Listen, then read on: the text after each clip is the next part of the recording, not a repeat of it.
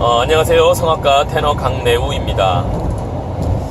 발음 얘기를 조금 더 해볼게요. 한국어 발음, 특히 이제 으라는 발음에 대해서 오늘 좀 얘기를 해볼게요. 우리 한국말로 된 노래를 많이 부르면 성악가, 특히 공부하는 학생들에게는 굉장히 안 좋다. 그래서 한국 대학 커리큘럼에 한국 가곡이 없잖아요. 그 얘기 제가 했는지 모르겠는데, 아이러니하죠. 한국 사람이 한국 대학교에 가서 음대에 가서 공부를 하는데 한국 가곡도 어쨌든 클래식 범주에 들어가니까 얼마든지 배워도 사실 되는데도 불구하고 한국 가곡 커리큘럼이 없습니다. 이탈리아 가곡, 그 다음에 독일 가곡이 가장 크고요. 그 다음에 프랑스어, 영어도 조금 있긴 하지만 주로 이제 우리는 이탈리아와 독일어 위주로 공부를 하는데 한국어 딕션이나 한국어 가곡에 대한 어떤 커리큘럼은 없어요.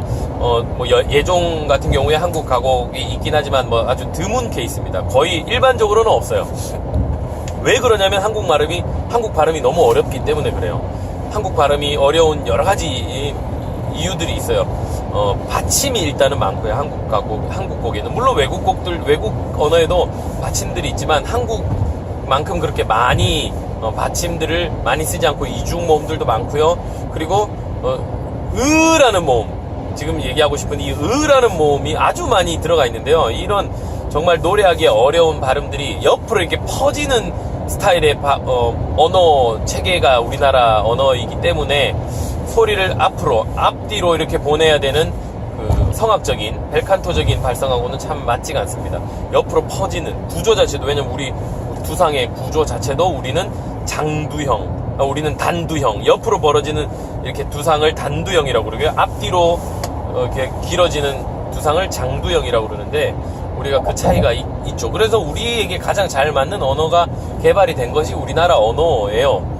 그게 너무나 훌륭한 언어이지만 성악적인 벨칸토적인 발성을 하기에는 좀 안 좋은 그런 부분이 분명히 있습니다. 그래서 한국 곡을 섣불리 우리가 자꾸 덤볐다가는 아주 발성적으로 완전히 깨지는 그런 경우가 너무나 많아요. 이거를 한국 곡을 막 계속 수시로 불렀다 그래 돼버리면 나중에 진짜 오페라를 제대로 이탈리아어로 된 노래를 하는데도 방해가 되고 발성 체계가 잡히는데 하여튼 어렵습니다. 그래서 그런 여러 가지 이유들이 있는데, 오늘 그 중에 하나인 으라는 모음에 대해서 좀 얘기를 해볼게요. 찬양 중에 우리가 하나님의 은혜라는 찬양이죠. 하나님의 은혜. 은혜죠. 은혜. 아주 많이 들어가는, 특히 찬양에서 은혜라는 말 너무나 많이 쓰죠, 우리는. 이 으라는 이 모음을 어디다가 갖다 붙일 것이냐. 우리 한국 사람들은요, 대부분 많은 사람들이요, 쪽에다가 붙여요. 이 어는 열린 모음이라고 그랬잖아요.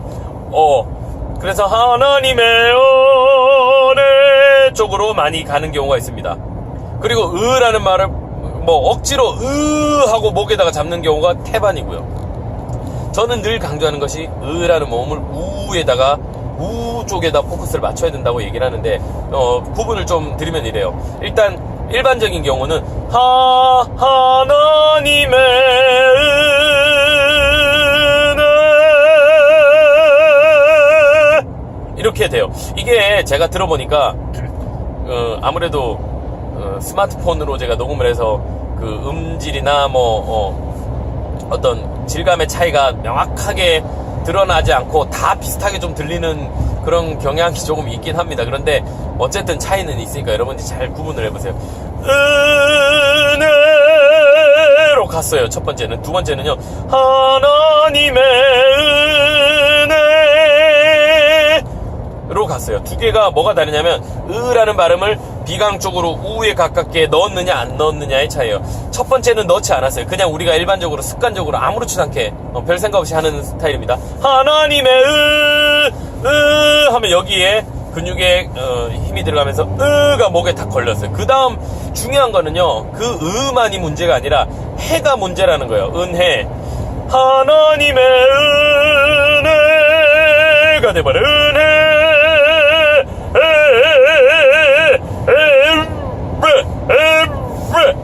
구강으로 해가 들어가 버린다는 거예요. 근데 두 번째, 으가 코 쪽으로, 비강 쪽으로 잘 빠져주면, 우 포커스로 잘 맞춰주면 해가 바뀝니다. 하나님의 은혜 소리가 코 쪽으로 들어오면 길이 열려서 해 그 다음 프레이즈까지 그 다음 모음들까지 다 영향을 미치는 거예요. 한 모음만 우리가 소리가 뒤로 들어가도요, 그 다음 숨쉬기까지 그 다음 프레이즈 끝까지는 다시 원래 코 쪽으로 소리가 빠지기가 굉장히 어렵습니다. 아무리 앞에서 하나님의까지 소리를 코 쪽으로 뽑는다 해도 으가 들어가 버리면 은혜가 돼버리는 거예요. 그러면 이 해는 하나님의 이 애하고 은혜하고 길이 완전히 해가 완전히 다른 거예요. 같은 애잖아요, 모음이. 그런데 완전히 달라요. 다시 한번 들어보세요. 하나님은 제가 잘 넣어볼게요, 소리를. 하나님의 이 애, 하나님의 은혜, 이 소리. 하나님의 은혜, 하나님의 은혜. 똑같은 애는 똑같은 소리가 나야 되는데요. 두 번째, 지금 방금 보여드렸던 건 같은 소리가 났는데, 첫 번째 소리가 들어가 버리면 에라는 모음이 달라져요. 하나님의 은혜, 덮인다는 거예요. 이 구강 쪽으로 가면 구분이 되세요? 으라는 모음을 반드시 우에다가 넣어야 되는 이유예요. 그냥 이렇게 모양대로 가 돼버리면, 입 모양에 의해서 으라는 모양이 모음이 나왔겠죠. 이렇게 옆으로 납작하게 돼버리면 절대로 그 다음 소리가 가지를 못해요, 그 비강 쪽으로. 그래서 코를 열고요, 가 돼야 됩니다. 이게 그냥 모양은 눈으로 보면 우리가 우 같은 느낌이 나지만 실제로 귀로 들으면 얼마든지 발음이 나오고 있어요. 명확한 가 되려면 이 스퀼로라 그러거든요. 빛깔, 소리의 빛깔, 띠mbro는 성대의 어떤 색깔이고요. 스퀼로, 아주 날카로운 그 까랑까랑한 뼛소리죠. 뼛소리가 으에서도 나와야 되는데, 이, 오, 우, 가 되면 안 된다는 거예요. 이해가셨어요? 이, 오, 우, 다 이 스퀼로가 있어야 돼요. 뼈가 울리는 딱딱한 그 날카로운 소리들이, 까랑까랑한 소리들이 살아있어야 돼요. 그게 모음이 정리가 돼야 그 다음 자음들을 붙여도 이게 정리가 됩니다. 나님의 은혜가 되는 거예요. 한량 없는 은혜, 갚을 길 없는, 갚을 있죠? 갚으가 되면 안 되고요. 갚을 으까지 일단 된 뒤에, 갚으가 된 뒤에 리을을 붙여야죠. 갚을 이 리을 발음도 코에서 반드시 나와야 돼요. 근데 갚을 이쪽으로 떨어지면 그냥 그 멀리서 들으면 갚기 없는, 뭐 이렇게 리을 발음이 정확하게 들리지 않아요. 갚을 길 없는, 이해가세요?